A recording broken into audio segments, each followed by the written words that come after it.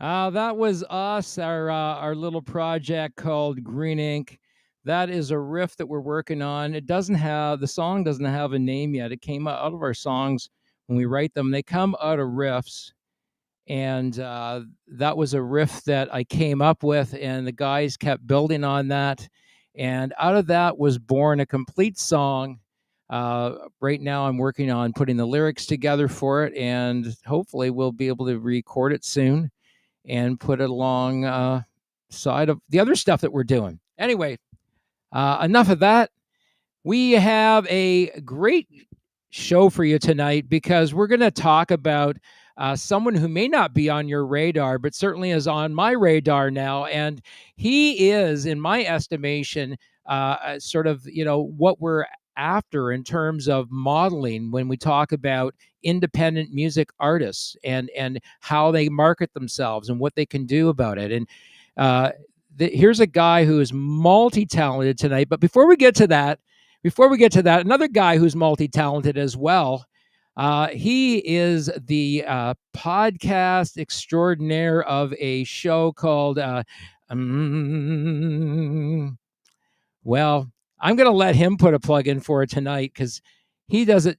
I always do it for him, bar stools and band talk. Rim Shots with Sean, my co-host with the most from the East Coast, all the way from Halifax. Here he is. Hey. Hello, buddy. How's it going? It's going well. How's your week been so far? Good. It's been busy preparing for this new song release and Right. played a bunch of shows on the weekend, playing again this weekend. Always on the go. Happy Hump Day. It is. Yes, it is Hump Day, isn't it? It is Hump Day. That's right. All to the humpy back whales as well. Yeah. All right. Well, listen, we're not gonna go much further here before we introduce our special guest tonight. He's sitting back in the green room, and we're gonna bring him on just shortly here. Jason Dozer, a multifaceted person, and prior to me was an enigma. And my daughter, met him through a friend of hers in Nashville. And from there, she said, "Oh, you gotta have this guy on the show. He's so interesting, and I think he's got some great stories." So we're not gonna wait any longer. Jason Dozer, all the way from Georgia, but by way of you were originally from Kentucky. Yeah. Small town Kentucky, Central City, where home of the Everly Brothers. That's what everybody always says. Yeah. Yeah, home of the Everly Brothers for sure. So interesting. You have an interesting background. We're gonna put everybody online here, and we're gonna go here, and we're gonna flip around. There would be like the Brady Bunch. How's that go? All right. So you have this multifaceted thing. You've got. Did you see the video at the beginning that I put together? I did see some of that. Yeah. Yeah. So we Metal Dozer. Yep, I stay busy. I'm very tired. What is Metal Dozer? Tell us what Metal Dozer is. Metal Dozer is it's my business, my mic stands. When I started doing a cover band in Atlanta around 2005 or so, I hated what you bought in the store. And so I was working in a machine shop, and I just kind of made my own mic stand. And, it didn't really do much after that until I started a MySpace page. And then the guy that I was in my cover band with was the drum tech for Dream Theater, who I've loved since 1990 or so. And so he got us backstage on the Gigantour when they were opening for Megadeth.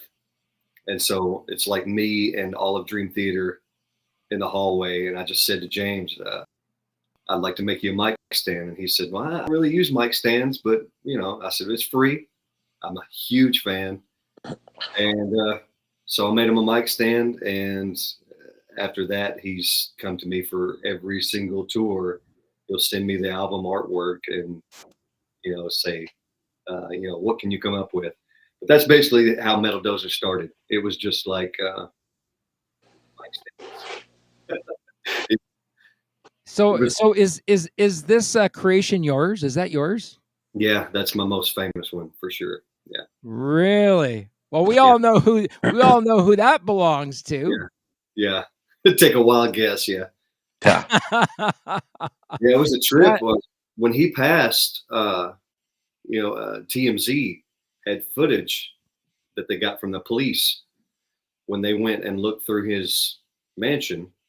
And it's funny because they're scrolling through his bedroom, and then in the hall is just that mic stand right in the hall by itself. It's really surreal. so he walked by that mic stand every day. Yeah, yeah, absolutely. He That loved what I did for him. What a great story about Prince.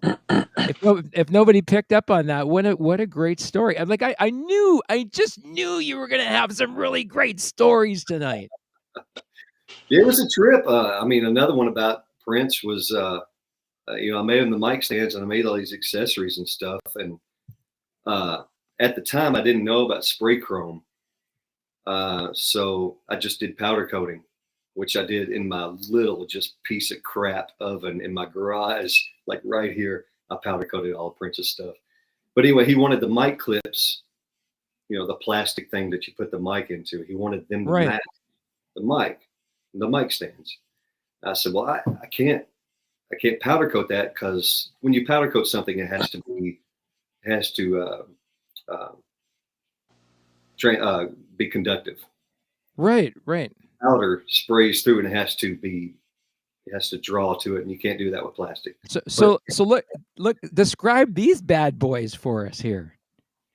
Those knuckles there, yeah, Yeah. that's Michael Starr from Steel Panther, and Right. that's me at NAMM, and he's a great guy. I've made a couple mic stands for him. He always comes by the NAMM booth when I'm out there. That is really, really cool. I mean, that is the neatest thing ever. And Those and nuts. Oh, sorry, and, go ahead. and so, those are like brass knuckles, right? Yeah, that particular style, Stephen Piercy of Rat came to me years ago, and he just found me on probably MySpace at the time.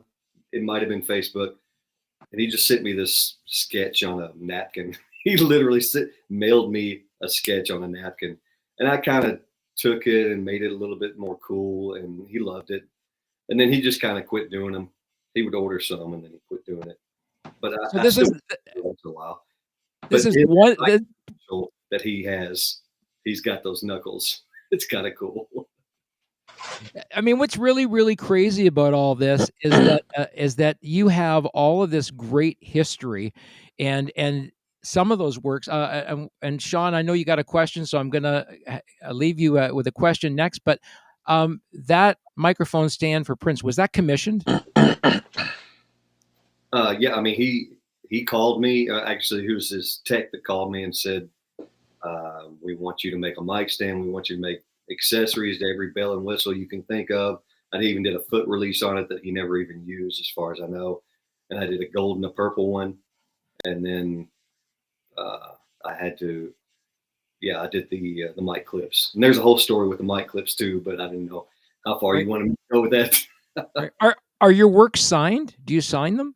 No, I don't. I stamped some of them, but yeah, I mean, that stuff, those two stands are, the first two stands are in his museum. Oh wow. Yeah, Cool. like if you tour Paisley Park, at the very end of the tour, there's the big wow scene where they walk into the room where he did concerts, and that mic stands right on stage, right in the middle. This is one side of Jason Dozer. Sean, you got a question?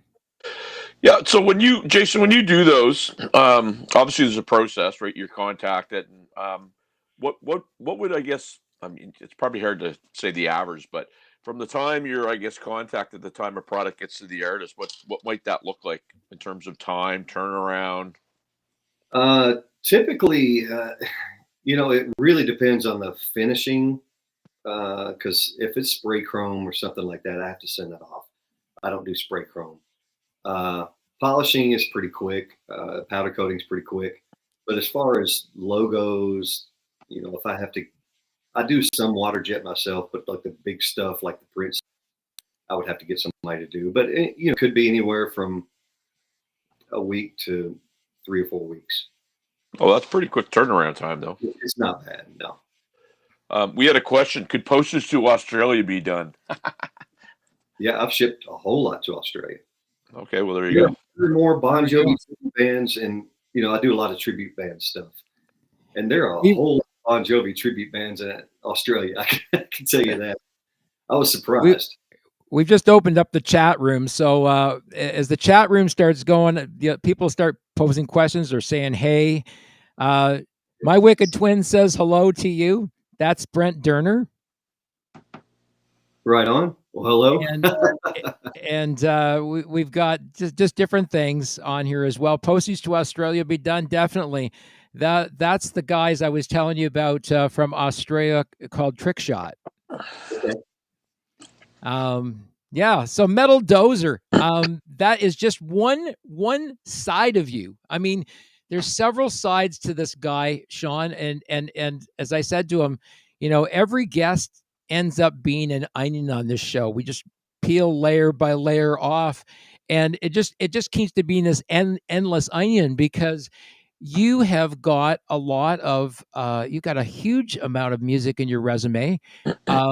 You've got two tribute bands, two very active and very busy tribute bands on the road right now. You've got a Van Halen tribute band, you've got a Def Leppard tribute band, and you've got a party band on top of that to fill in all the gaps.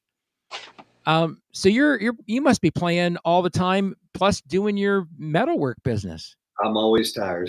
Yeah, I just turned 49. So, yeah, I mean, I'm doing 80 or 90 shows a year, and that's not just in Georgia. That's from Florida all the way up to, you know, Illinois and Maryland sometimes. And it's a lot of traveling. I do get very tired, but, you know, on top of, you know, running my own business, you know, it's a lot. Well, as my dad used to say, "Oh, you're just a youngin." Yeah, I am. You're just a youngin. I turned 65 this summer. Yeah. Oh, God bless you. And right. My wife looks at me and she said, "How old do you feel most of the time?" I said, "Most of the time, right here, 18." Oh, well, I feel 65. Sometimes when I was doing that plumbing job this week, I felt 65. Yeah. Yeah. Well, Never. It is funny because there was a meme going around about some famous TV shows and how old. So, Mr. Roper, the first year of Three's Company, was 53 years old, and I looked at him and I'm like, "Holy crap!" He looked like if he was a day under 70. No kidding. Yeah. Mr. Furley was 57. Right? Yeah. My kids, their friends can't believe that I'm 65. Yeah, you don't look it. No, they don't think. Well, and I'm busy. Like the record label is just a part of my life. I got a family like you. You know, all that stuff. You got a family as well on top of all of this. Yeah. Right. Yeah. and is it a new family? Yeah. I mean, I got married a couple of years ago, about a year and a half ago, and she had a couple of kids. So, yeah, definitely that too.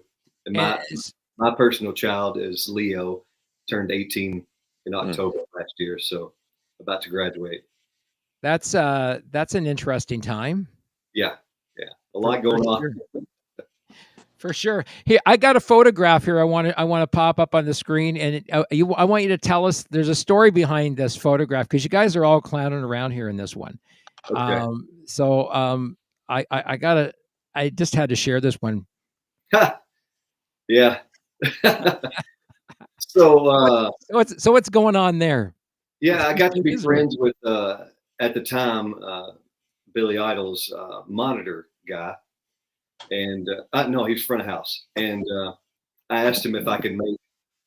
My previous wife was just a Billy Idol fanatic, so I asked if I could make something for Billy Idol, because that's kind of one of the perks of what I do. I can reach out to some people and say, you know, so and so, like my kid loves this artist or whatever. So anyway, so I made something for Billy Idol, and then I was out in Vegas, and he got me the meet and greet, and we started to take a picture, and that's just kind of my thing. I said, "Billy told me," he was like, "What?"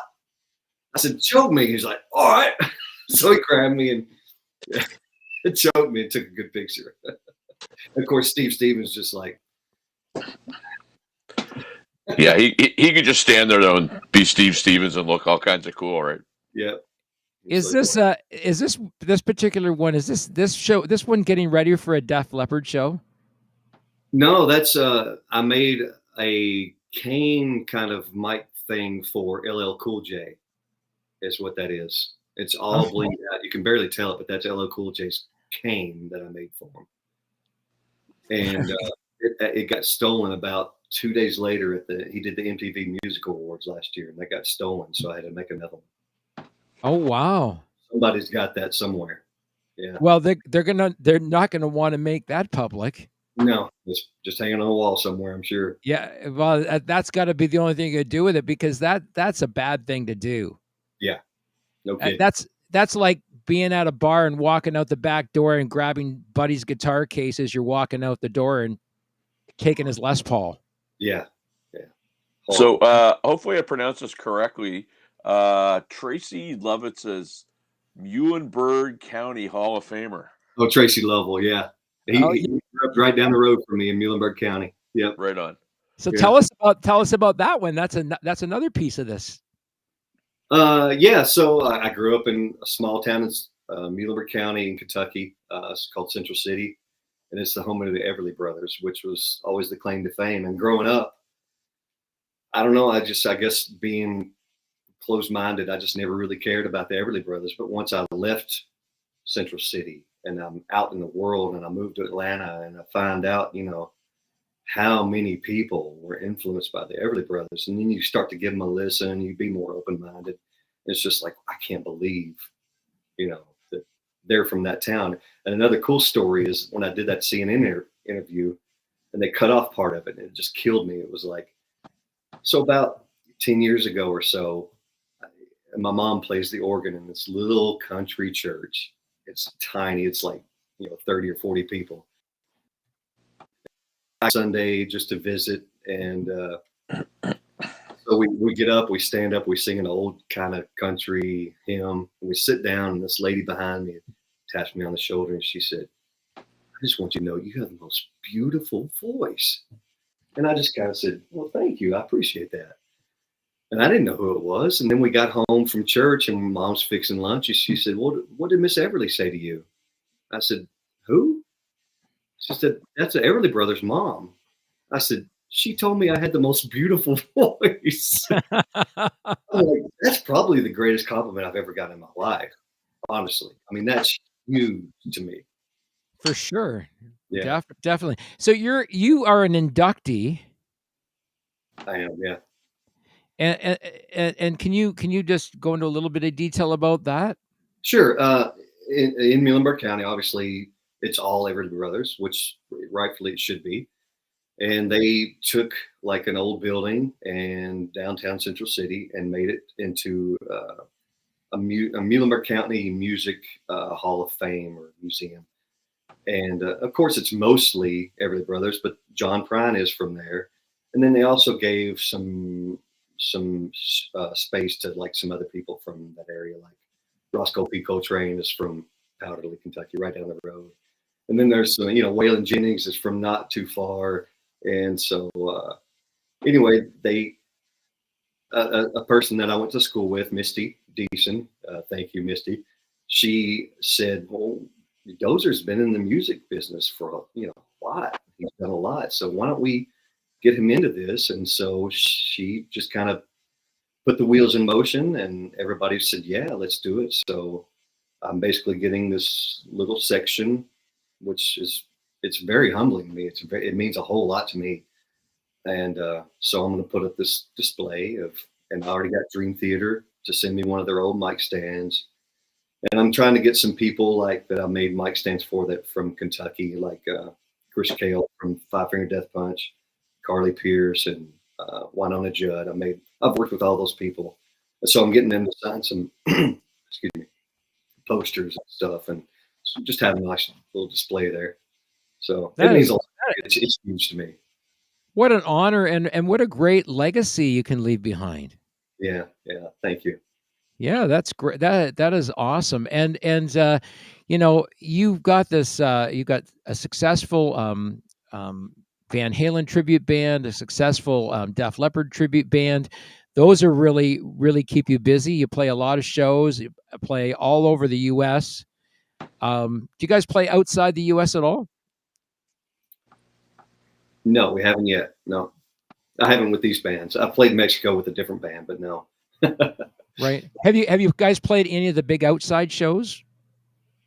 Like, Well, there's a buddy of mine. His name is Doug Vardy, and he does a Rod Stewart tribute, and he plays all over down in the U.S.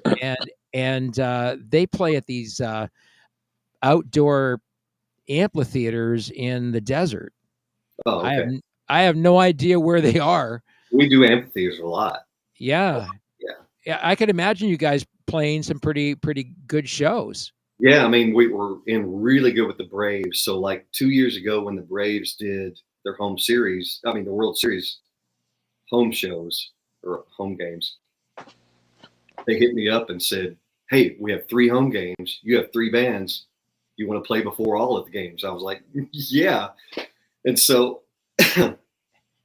the '84 show, our drummer couldn't do it because his kid was doing something. So we got I Right. was I was blessed to have Troy Laketta, the former drummer of Tesla, as a friend. So I asked him to come down, and he did that show for us, and then we did Excitable, the Def Leppard tribute, and we did Moby Dick, and we were playing to, like, I mean, they said there was 160,000 people there, so we had to have been in front of 20 or 30. I mean, Right. it was, you couldn't see the end of people. So yeah, Right. we get to do that stuff. It's really fun. What a thrill that would be. Here's something I want to share. There you are channeling Dave there. I try.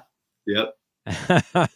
Yeah. And I'll see if I can. I'm going to scroll through a bunch of photographs here, and we'll see if we can get. Oh, there's some more channeling Dave there. Yep. I was very tired after that one. Yeah. The You one before. Hello. you look like you gave that one a lot. Yeah, I do. I do. There you are with the Dave Seckle. Yep. I've never seen another tribute band with one of those, but I made that. I took Really. I took an acoustic and I did the shell out of aluminum and I welded it all up and rewired it and got it airbrushed. I think it's really. That is really cool. I wish I could. I don't know if I can enlarge that or not. There's a little bit bigger, and I'll see if I can slide us off to the side here. There, yeah, you can see it a little bit better there. Yeah. There's more pictures. I'm on Instagram at Metal Dozer. So that is so interesting. I'll put you here in the center here. I've got a couple more. that was That's not what we want. That's not what we want. Wrong way. There's a couple more here. There you are, channeling Dave again. Yep.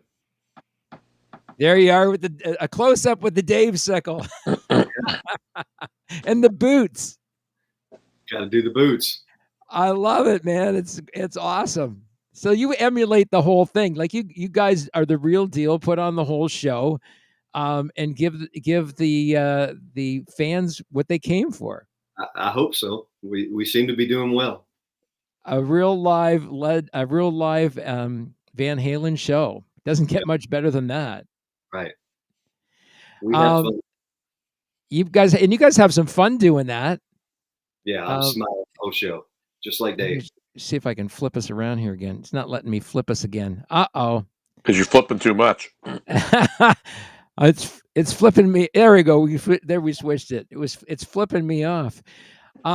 So just so much that you do. I mean, you've got these successful tribute bands going. You've got Moby Dick, which is a tribute, a cover band. But you guys don't do straight up more mainstream covers. You guys do more off the beaten path covers.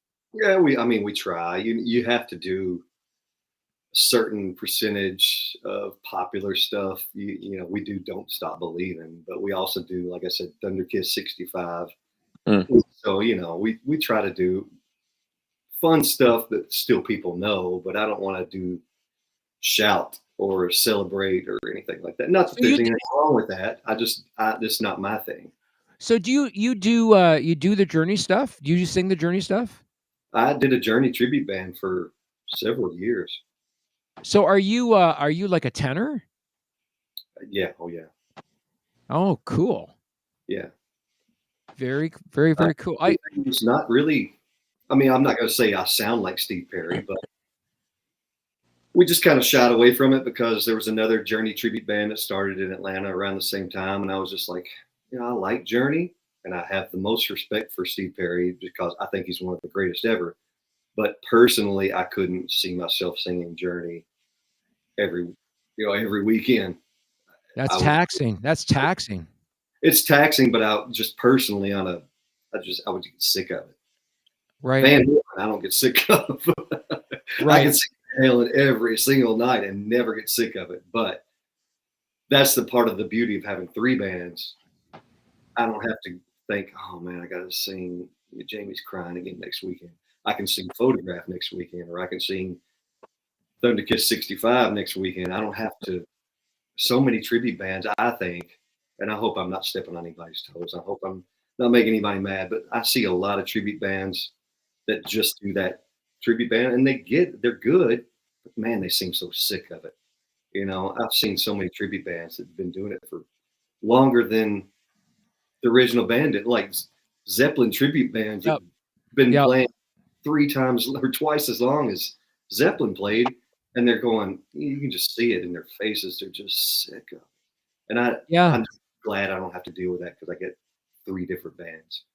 Yeah, and that's very similar. I was saying, like a friend of mine does tribute stuff too. He does Rod Stewart, he does Bryan Adams, Oh and yeah, then they also do another thing called the Beatles in Blue, and they're all Beatles tunes played to a blues funk. interesting. Yeah, Interesting. and and you know what? They recorded a CD and they sold out their first run. Nice. So pretty cool. I helped Doug with the publishing through going through some of the publishing hoops in order to get the mechanical licensing for the release of the cover tunes, Nice. because we had to pay the publishing on the songs, but the masters belong to them, and it's their own take on Beatles tunes to a blues funk, and it's kind of cool. Yeah, absolutely. People are digging it, and they're like, okay, I can buy this. It's a different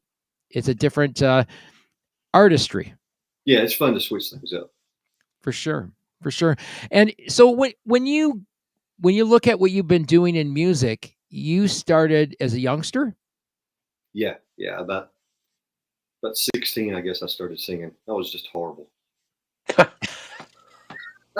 Some people would say nothing's changed. how, Yeah. how did you get better? It's kind of weird because I had this friend that he was like the guitarist. He was like my friend that we wrote stuff together with. And he said, he agreed. I sucked when I started. And at some point, just like around 19, 20, 21, I was driving a lot from where I grew up and then where I was working. I was driving like 45 minutes and I had this car stereo on it. At some point, I just learned to project. I learned to breathe the right way. I learned to sing. And I guess I think that's where I learned to emulate because I'm kind of like, what is it, the Rich Little or whatever of like singing. I can kind of sound like different people. Like I Right. did a Journey tribute band, and I've done a Def Leppard tribute band, and I've done a Van Halen, and I've done a Stone Temple Pilots tribute band, and I think I can kind of emulate those guys, which is pretty different. There's a big difference there. I can Right. do White Zombie. I don't know. I guess that's where I learned, and so I Well, just came out of that, and everybody was like, "Wow, you can sing now." it's in the numbers because you guys like played at pretty big shows. Yeah, we do. It's going pretty Like, well. and when I look at photographs of you guys playing live, um, it's a full crowd with a lot of people standing out in front of the stage. Yeah, yeah, absolutely.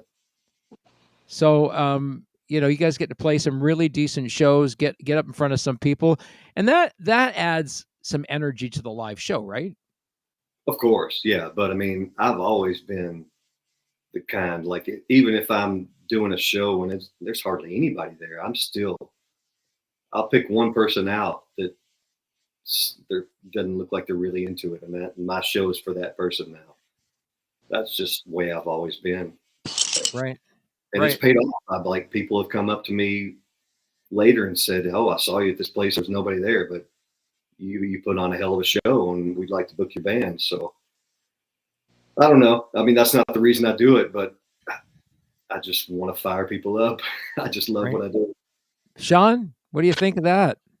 Well, if you've heard of the 6 Degrees of Kevin Bacon game, Yeah.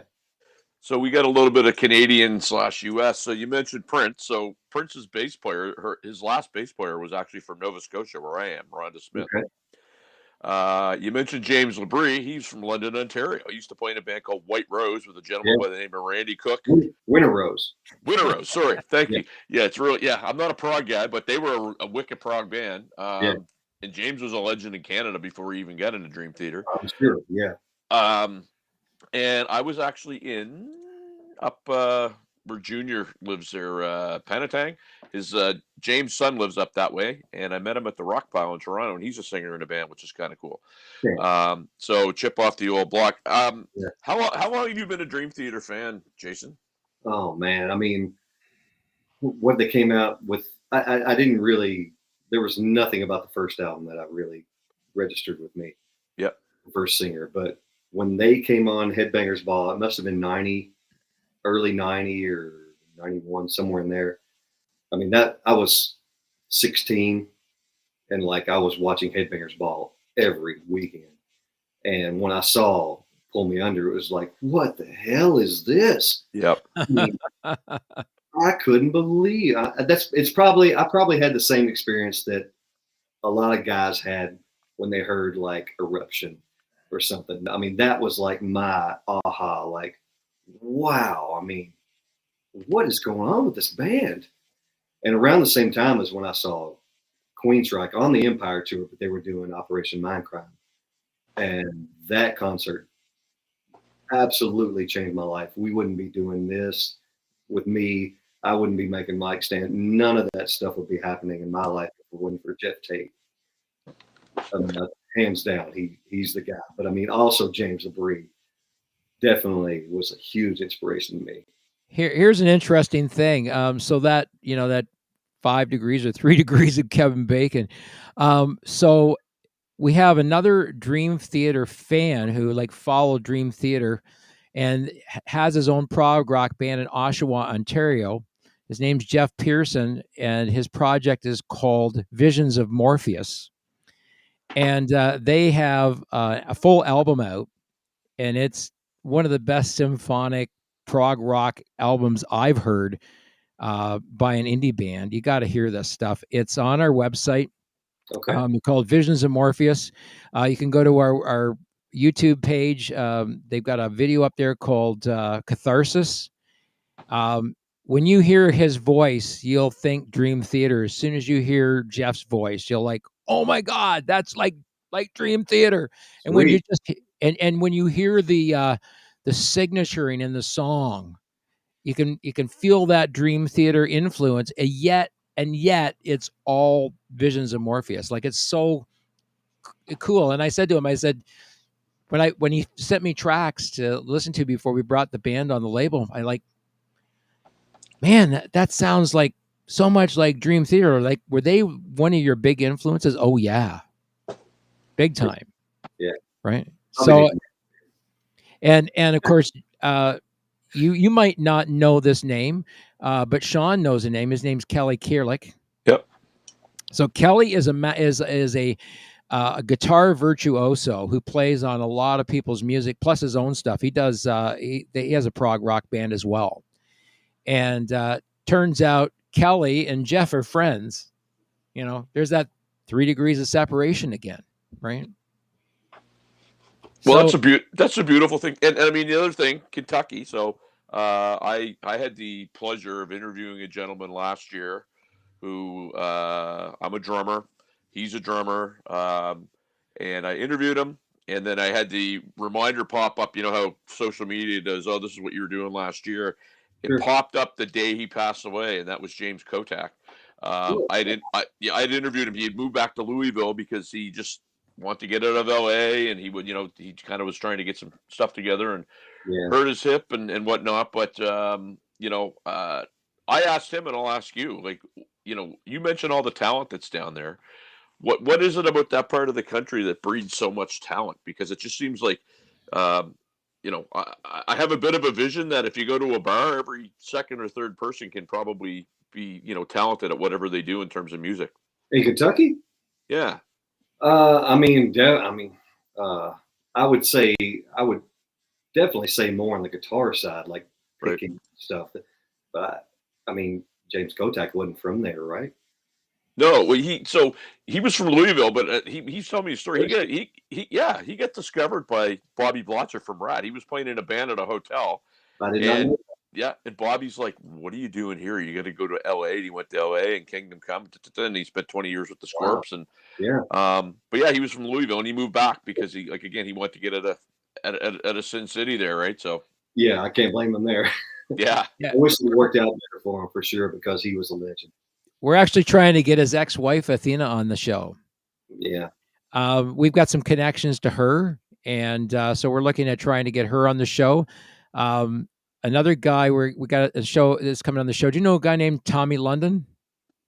That name sounds familiar, but I can't place who it is. Sean. So Tommy London's on. He does pretty much every show on Sirius XM. He does Ozzy's Boneyard. Okay. Do Hair Nation. Really cool guy. His girlfriend's a guitar player in Vixen. Okay. Yeah, super cool dude. And I'll ask you because I love asking this question. So my podcast, I apologize. I'm gonna be like Ken here and sell something, but I'm 4 years in, almost to 500 interviews, and I've interviewed everybody from Billy Sheehan to Leland Sklar to James Kotak. He belongs on your show, doesn't he? Jason belongs on your show, doesn't he, Sean? We'll get Jason because I'll tell you what. A guy that I met that's become a really good friend of mine is a guy named Francis Ruiz, who's a drummer from Buck Cherry. Yeah. And Josh, they played up here a while back, and that guy doesn't use a mic stand too much, but he just reeks of needing a custom mic stand. So yeah. But how much has networking played a part in what you do? Because I like to talk networking. Some people. Good question. Well, yeah, some people overlook it. They don't think it's important. My entire life of music, of playing drums, recording, my podcast is purely from networking. It's you do one, leads you to four. So I'll just throw that out there. What's networking done for you? Oh, it's absolutely essential. Well, because you said you go to NAMM, right? Yeah, NAMM is good for me. It's not like I'll lose money, but that's not anywhere near. For me, it's not even the artist. It's the monitor guy or the guitar tech or the front of house guy. Those are the guys that have pushed my business because they're the ones most of the time that the artist goes, find me a mic stand. Right. So they Google or they ask another tech guy or roadie or whatever. And now it's like, at this point in my career, it's almost like my name just pops up and they go, yeah, hit up Metal Dozer. But I think we need to commission the Metal Dozer to make a couple of podcast microphone stands for us. Like with a logo for the Indie Tune for the for the show. We can do it. We call it the Indie Show because it's all about people that are independent in what they do. We breathe, eat, and sleep independence in my world. Since I started into the world of independent music, I haven't played a cover tune for like almost a decade, because I've been so immersed in writing and recording my own music, stuff that was inside me that I didn't even know was there. Yeah. And it's like this point of discovery where you've been playing other people's music for so long, you didn't realize you had some of your own locked up inside you. Sure.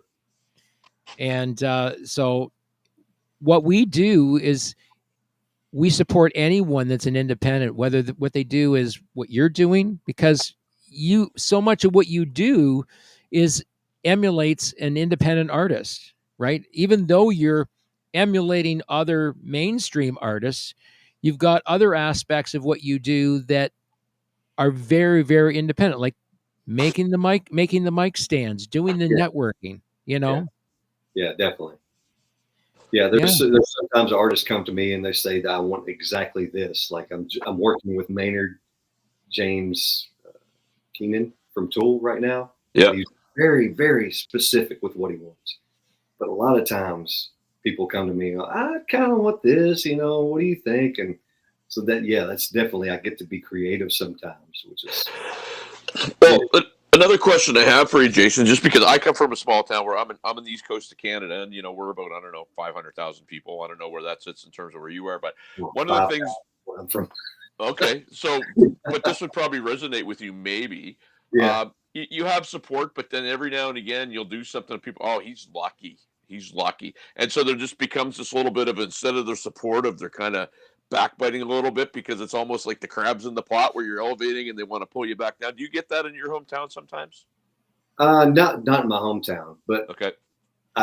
everybody in my hometown seems to be really supportive of me, and that's why I can't go back. And I'm so excited. I can't wait to go back. I finally get to do a hometown show this year, but I do, and I understand how it comes across that I drop names on social media, but I kind of have to. Yep. I mean, it's good for business. I've had people come to me because I promoted that I made Princess mic stand. They go, well, that's why I want you to make my mic stand. So I can't help it that it ticks some people off that I drop names, because that does seem kind of, oh, Prince again, But I mean, it is good for my business. I have to do it. But it's hard. It's hard not to too, because I mean, like here, if I interview people from my neck of the woods, and some of them are awesome, but some of them just will not come on my podcast. Fine, whatever. So then, if I have somebody like I interviewed Joey Allen from Warren, he was amazing. He got back to me right away, Sure. funny as heck. Am I going to tell Joey? No, 5 people are going to get mad at me. I'm going to, say no, thank you. I mean, you got to go kind of where the food is, right? Yeah, yeah. Yeah. And the fact that you can freely talk about it, right, and share it with people is really cool, because a lot of people wouldn't know this about you, True. right? Now I got 3 words for you: Atlanta Motor Speedway. What does that mean? Oh, that's my cover band, Moby Dick, did the after show. I guess it was last year. It was a great weekend. We 84 went down and played House of Blues in Myrtle Beach on Friday, and then we came back and did the Atlanta Motor Speedway on Saturday with Moby Dick. That was a good weekend. Right. Yeah. And despite anybody who might get the wrong impression, Moby Dick has nothing to do with Led Zeppelin. Right. No. Right. But you do play some Zepp tunes, right? Yeah, we've done Immigrant Song. Yeah. Right. We'll do it if we have to. Oh, I would pay to hear you hear you do that song. Yeah. It's fun. What's that? It's fun. Yeah. Yeah, I bet. I mean, and as now, are you a first tenor? First tenor? I guess. I don't know. This is the part where Ken lulls the audience to sleep with technical babble. No, but you must have when you got those boots that you were wearing. Where did you find those boots? Come on, this is what people want, Ken. They don't want that. I can sing Germany. I can sing Dream Theater. That's all I can tell you. Yeah, I just think you've got an incredible vocal range to do Van Halen, to do Def Leppard, to do all those cover tunes. That just shows your versatility as a singer alone. Thank you. Yeah. And those are very different. Like when we do House of Blues, we'll come out and do 60 minutes of Def Leppard, and I have about 20 minutes to change outfits and completely sync up to Van Halen now. And that's completely different singing style. You're like, right. I'm going to finish one set with Photograph, high scratch, and then I'm going to come out, and my next note's going to be the beginning, the first scream of Unchained. which is completely different, you know. I forgot the effing words, man. Yeah. Yeah. And so, question for you: has that ever happened where you got the wrong lyrics in your head when you opened for the first song? Oh, no, no, no. It's something about that's why I have a really bad memory, I think, is because it's all lyrics. Like, it's way too many lyrics up here. So I forget Right. everything else but lyrics. Awesome. Well, I like so as a singer, I'd love that because I we're all well. Jason, you and I are not really teetering on that old. I wouldn't call it old school, but there's some people now that can't. I'm sorry, but so I kind of live in an area now where some people like to use either teleprompters or tablets on stage because there's a lot of words, and I'd be interested to get your thoughts because to me, you go in a blabbermouth, and every time I talk to somebody, it's like, what do you think of tracks? That seems to be the or what do you think about tuning down for a vocalist? The other one that seems to come up is, using support for lyrics. You might not do it, but what's your thoughts on that? Because a lot of Axl Rose would do it, and I've seen Dickinson do it, and I saw Halford do it with Priest last year. What would your thoughts be on that? I get raked across the coals for this. I mean, I've posted about it just and I've learned not to post about it anymore. Yeah.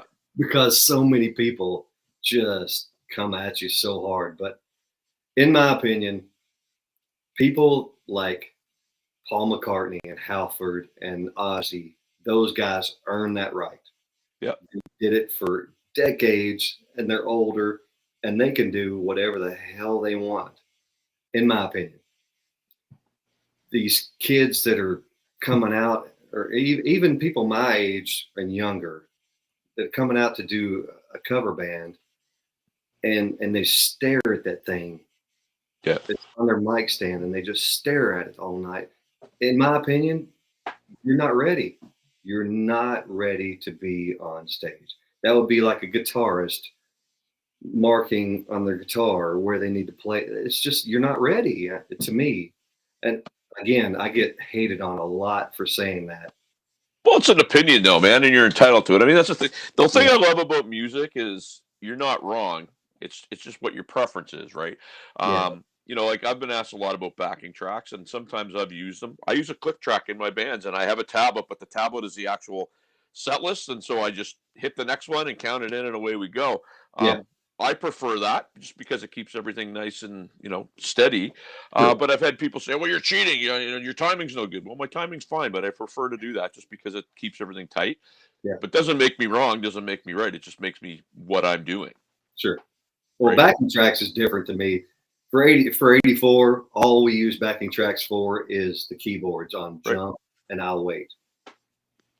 For Excitable, yeah, I mean we use backing tracks for the keys and some backing vocals. Not all the backing vocals, but some, And so I mean that's a different story because we're just not going to be able to match those Eventide harmonizers that Def Well, Leppard uses live. We just don't have 10 of those in a rack side stage. So well, and I mean, somebody like Def Leppard uses, but well, yeah, their drummer has one arm. He's got to use backing tracks for some stuff. yeah, And yeah, I've seen Rick Allen a number of times, and he's incredible. He's yeah. incredible live.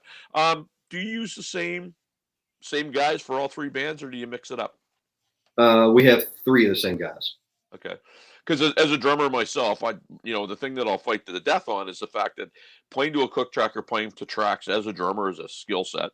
Yeah, Because, I always like when I play with the guitar, oh, I don't need the click track. Oh, yeah, right. He's always the guy that falls off of it, right? So yeah, I guess consistency is the key for what you're doing. yeah, definitely. So, Yeah, especially with Def Leppard. right. Do The, you know? Do you know a guy named Stu Hayden?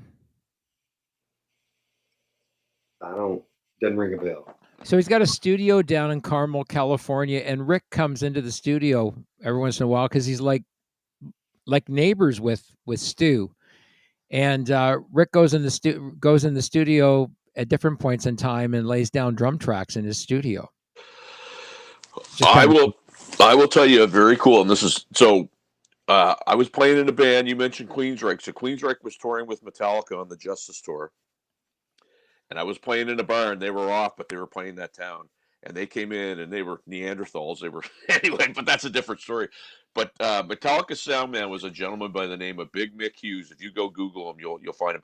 And I was talking to him, and he actually helped Mutt Lange put all the drum sounds together for Stereo. And he was talking about how there was shotguns and static on TVs, and like he was almost like the lightsaber, sounds. And he said it was just so annoying because he'd send him 15 different sounds for one cymbal, and Yeah. he'd get it all together, and then nope, it's not right. Do it again. And he said, part of the 4 years of that album coming out was getting all that stuff together, right? Yeah. I mean, I can't imagine how picky Mutt Lange must have been, but you can't tell him he was wrong. Yeah, Well, he produced a lot of hits, didn't he? Yeah, no kidding. For sure. You know what? Just as far as we've gotten so far tonight, I really hope that you'll consider being a regular contributor on the show, because I think you have a lot to offer our audience. You emulate what we're all about. We're very grassroots independent music. It's about building up the independent artists from within, helping them to discover that there are other people out there who have become somewhat champions in what they're doing. I would consider you to be a champion in terms of the work ethic that you put in, all the effort. You do all the booking for the bands too. I do. Well, 95% of it. Yeah. Right. So no tour manager, no band manager. You're the chief cook and bottle washer. Yeah. And that's why I'm tired. Yeah. Wow. I hear you, brother. I hear you. It takes a lot to keep your calendar straight, your life straight, because you would know, man. There's other stuff besides music that takes place. You get your business, you got your family, and to put it all together is not easy. People don't understand it, right? They think music's fun, and it is fun. Don't get me wrong. Oh yeah. But I think half the reason why we get such a bad rap is because we look like we're not working hard. We work hard all the time. Yeah, I sure do. Yeah. I mean, it's really, really crazy. How you and I sort of came in contact with one another. Just that chance meeting that my daughter had, was impressed with what you did. And of course, you guys have a friend in common. One of those guys that's her friend. Both guys that are her friends. One plays lead guitar for you. He's Eddie Van Halen in your Van Halen tribute. And in the Def Leppard tribute, Victor is your guitar player, and they're both friends of Nicole's. Yep. And that's kind of how you and I met. She said, "Oh, you got to get Jason Dozer on the show. He's a really interesting guy." Right? And she said, "I really didn't get to know him that well. I know him more through Victor." Yeah. And Max. And you couldn't have two other great looking guys on your roster playing beside you either, right? Oh man, it keeps you young. Yeah, I mean, Max is 20 now. I think he just turned 16 or 17 when he joined the Van Halen tribute. So I'm gonna flash up a picture of him here. Yeah, check out Lost Hearts. That's their band. There he is, right there. Lost Hearts is the band. Yep. And they've got some singles out there, and those singles are tracking really, really well. Yeah. And as a side gig, they play in the Van Halen tribute and the Def Leppard tribute with you. Yep. And as you mentioned before, some of those shows are actually back to back. Yeah. On the same bill.